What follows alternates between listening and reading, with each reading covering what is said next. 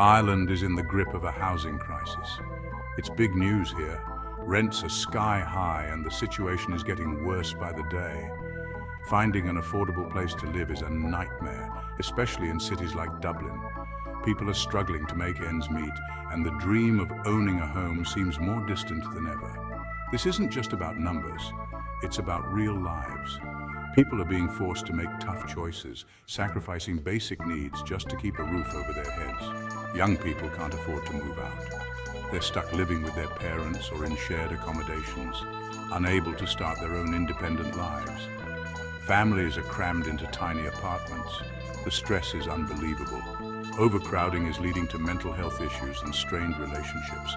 The government is trying to fix it, but it's a slow process.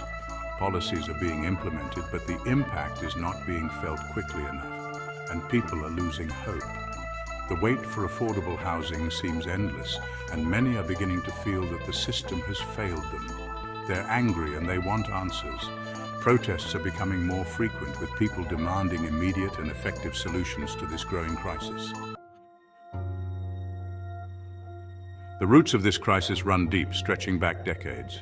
Back in the early 2000s, Ireland had a booming economy, one that seemed unstoppable. The Celtic Tiger, they called it. Money was flowing, jobs were plentiful, and optimism was high.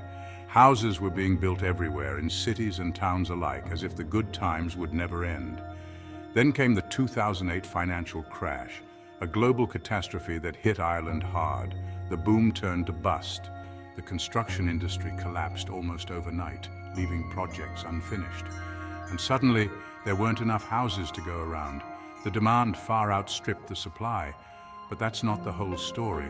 Ireland's population kept growing. More people, fewer houses, and rising rents. It's a recipe for disaster, one that has left many struggling to find a place to call home. The legacy of boom and bust continues to shape Ireland's housing market, with no easy solutions in sight. The impact on ordinary people is devastating. Families are being torn apart, and the stress is palpable. Rents have gone through the roof, making it nearly impossible for many to afford even the most basic accommodations. People are spending half their income just to keep a roof over their heads, leaving little for other essentials like food, healthcare, and education. Some are forced to live with their parents, delaying their independence and putting additional strain on family relationships. Others are stuck in cramped, overpriced apartments with no hope of moving to a better place anytime soon.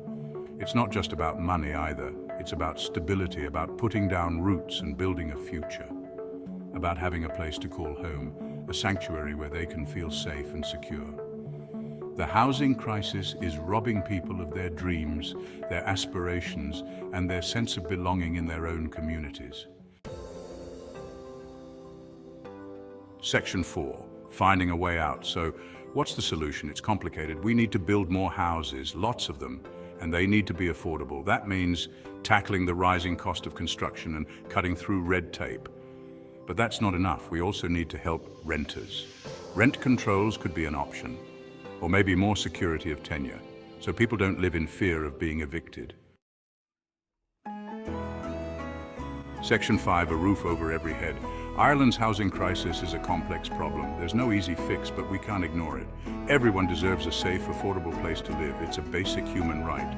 It's time for the government to step up, to make housing a priority, to invest in solutions, and to give people hope.